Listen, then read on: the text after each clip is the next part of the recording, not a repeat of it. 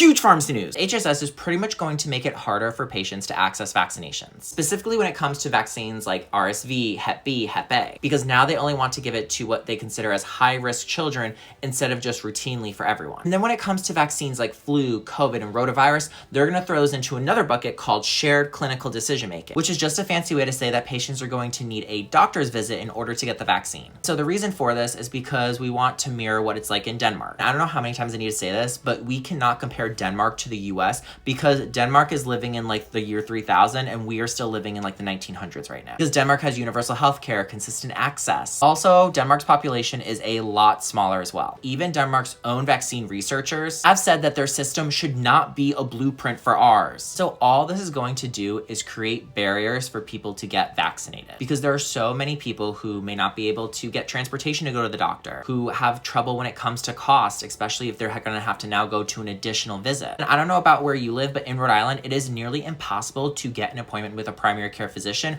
Most likely you are going to have to wait a whole year. So with these added barriers, all it's going to do is decrease our vaccination rate, which as history has shown, as these vaccine rates decline, all these outbreaks are going to come back.